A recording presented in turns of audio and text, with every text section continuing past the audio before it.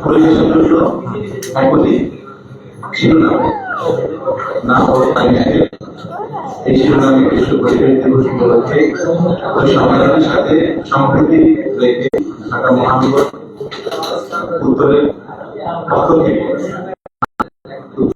পক্ষ থেকে পরিবেশ ও জলবায়ু সেলে থেকে আমি অবগত আপনাদের সবাইকে আজকের অনুষ্ঠানে স্বাগত জানাচ্ছি। সবাইকে স্বাগত। আজকের অনুষ্ঠানে আমাদের মাঝে উপস্থিত আছে এনসিপি কেন্দ্রীয় আরো উপস্থিত আছে এনসিপি কেন্দ্রীয়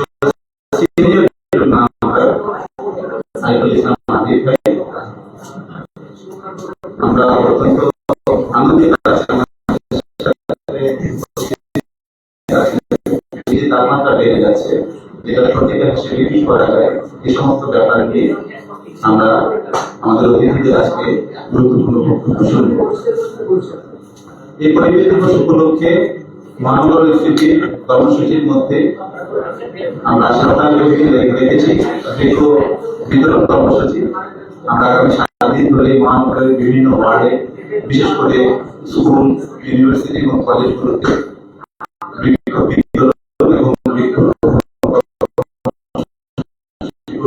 এছাড়াও এই সপ্তাহে 10 জুন আগামী বুধবার ঢাকা বাঁচাও প্রাণ বাঁচাও শীর্ষ সেমিনারের আয়োজন করেছি। সেখানে আমরা কিভাবে সামনে তাপমাত্রা কমিয়ে আনা যায়, বৃক্ষরোপণ কেন আমাদের জীবনে এবং সমাজে এবং রাষ্ট্রের জন্য এত গুরুত্বপূর্ণ এই শীর্ষক আলোচনা রেখেছি, যেখানে আসলে বিভিন্ন পরিবেশবিদরা এসে তাদের মূল্যবান বক্তব্য রাখবেন। পরিবেশ দিবসের এই অনুষ্ঠানে আমি এই মুহূর্তে মহানগর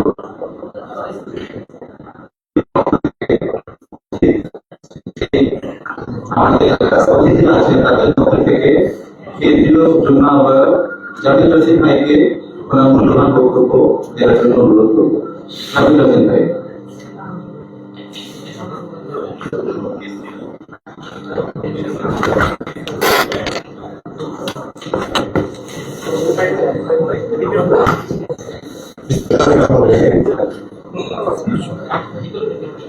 বিশ্ব পরিবেশ দিবস উপলক্ষে জাতীয় নাগরিক পার্টি এনসিপি ঢাকা মহানগর উত্তর কর্তৃক আয়োজিত আজকের এই বৃক্ষরোপণ এবং বৃক্ষ বিতরণ বিষয়ক যে অনুষ্ঠানটি রয়েছে, সেখানে উপস্থিত জাতীয় নাগরিক পার্টি এনসিপির মুখপাত্র জনাব আসিফ মাহমুদ সজীব ভুইয়া, উপস্থিত আছেন জাতীয় নাগরিক পার্টি এনসিপির সিনিয়র যুগ্ম আহ্বায়ক এবং ঢাকা মহানগর উত্তর এনসিপির আহ্বায়ক আরিফুল ইসলাম আদিব সহ ঢাকা মহানগর উত্তর এনসিপির বিভিন্ন পর্যায়ের নেতাকর্মীবৃন্দ, আমার সামনে উপবিষ্ট সাংবাদিক ভাই ও বোনেরা, আপনাদের সকলকে জানাচ্ছি আসসালামু আলাইকুম।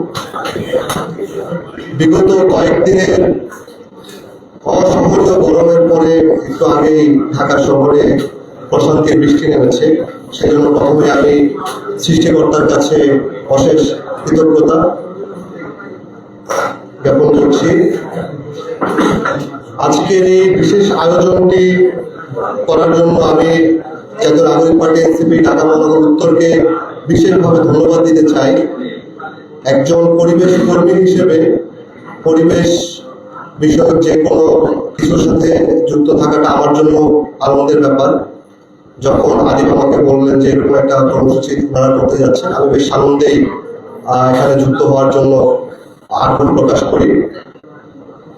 আমাদের বিশ্বব্যাপী যে পরিবেশের আবহাওয়ার যে পরিবর্তন এবং তার যে প্রভাব বাংলাদেশের উপরে পড়েছে, সেটা কিন্তু আমরা বিগত কয়েক বছরের পরিবেশের যে পরিবর্তন, সেটার দিকে তাকালেই দেখতে পারি।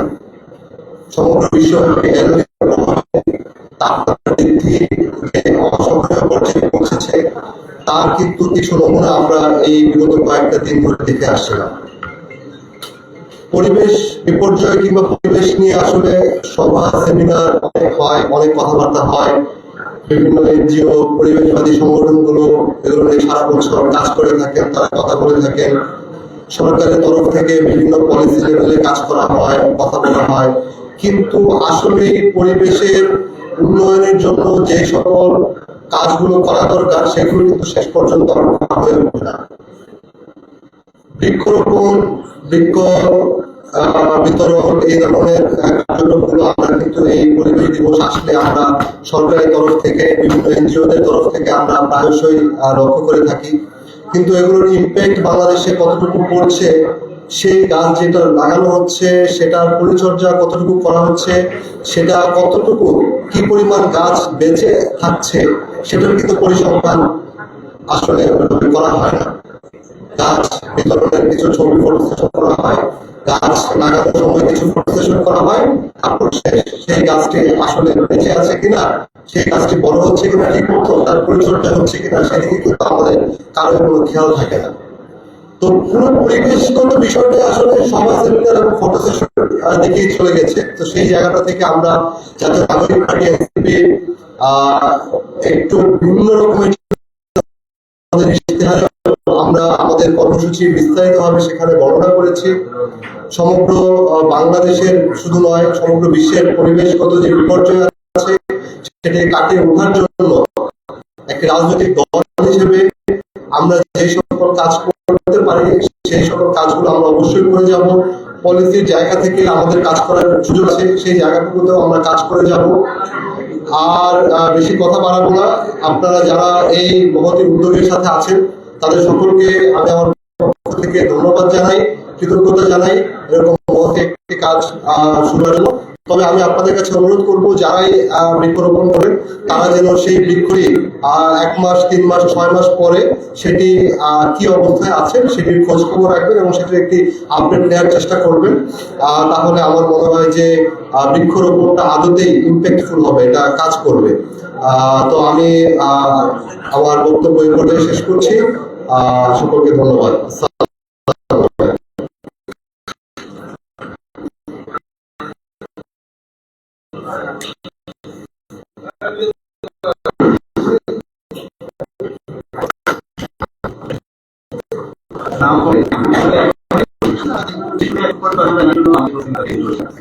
এখনো আমরা এনার্জি রিনোভেশন থেকে রেভলিউশনারি পথে এসে এখনো যদি আমরা আমাদের এনার্জি সমস্ত চাহিদা পরিবেশ থেকে নিতে চাই, যে জনবসতি এবং আমাদের পৃথিবীর পরিবেশন আসলে এখনো ওই পরিমাণে আমরা এই অবস্থায়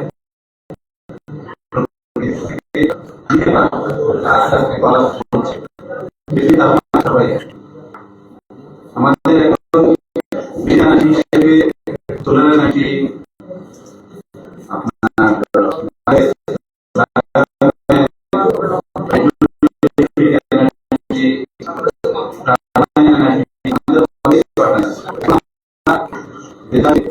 একদম করে দিচ্ছি যে জ্বালানির উপরে আমাদের ক্ষতি নির্ভরতা, এটা যদি আমরা কমিয়ে আনতে না পারি এবং এভাবেই যদি আমরা নেচার থেকে পাওয়া এই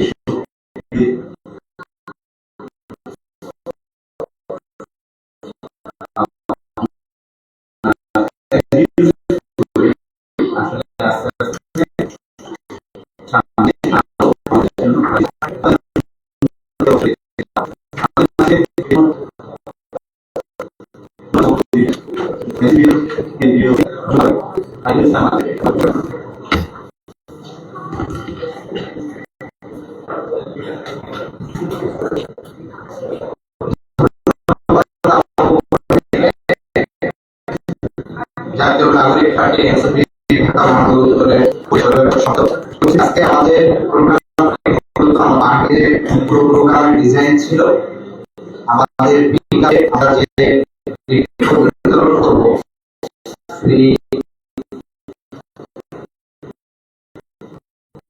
বিতরণ করবো এবং ছিল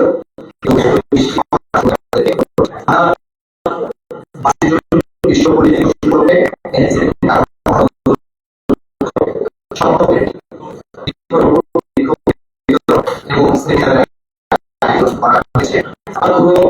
এই বিশ্ব পরিবেশ দিবস আমরা দিয়েছি 4 চারটি গুরুত্বপূর্ণ ভাগে আমাদেরকে এই কার্যক্রম করতে হবে। প্রথমেই হচ্ছে বাংলাদেশ এবং উত্তর সিটি, যেহেতু আমরা আমাদের ঢাকা উত্তর সিটি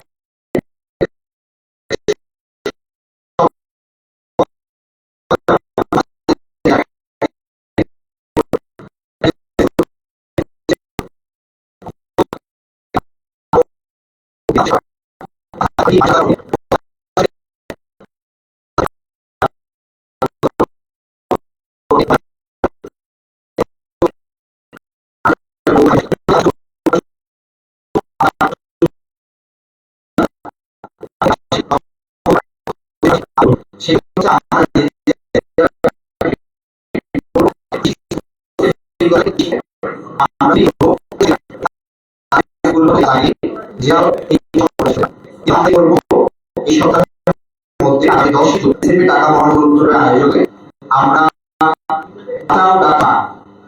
এই নামে আমরা একটি সেমিনার আয়োজন করব, যেখানে পরিবেশবিদ, নগরবিদ এবং ক্লাইমেট বিশেষজ্ঞ যারা আছে তারা সেখানে তাদের মূল্যবান বক্তব্য দিবেন, তাদের গুরুত্বপূর্ণ পলিসি সেই জায়গাগুলো করবেন। সর্বশেষ যেটি হচ্ছে, যে কোনো উদ্যোগ এবং যে কোনো সমস্যা থেকে সমাধানের জন্য আমাদের সবচেয়ে বেশি যে প্রয়োজন সেটি হচ্ছে যে আমাদের সচেতনতা, অর্থাৎ আমরা সাধারণ মানুষকে এই পুরো পরিবেশের সাথে আমরা সম্পৃক্ত করতে পারি। আমাদের আগামী দিনের যে ভবিষ্যৎ, যে শিশুরা আমাদের বেড়ে উঠছে, শিশুদের পরিবেশ গাছের সাথে একটা সম্পর্ক উন্নয়ন করতে পারি, যেন আমাদের সচেতনতা করবে। অর্থাৎ পরিবেশ দোষে আমরা উদ্যোগ এবং সচেতনতা এই চারটি ভাগে আমরা আমাদের নেতা কর্মীরা প্রত্যেক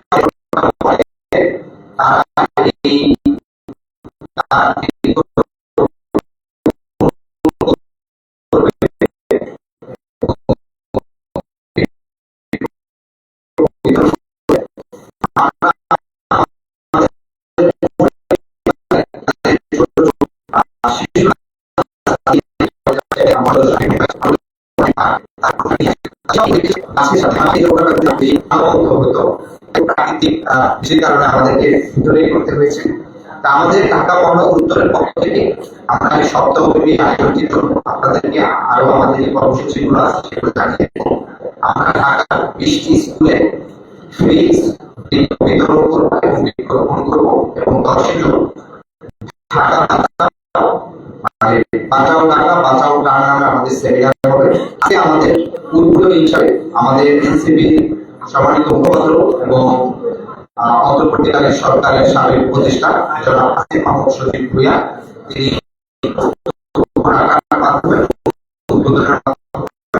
আমাদের সপ্তাহব্যাপী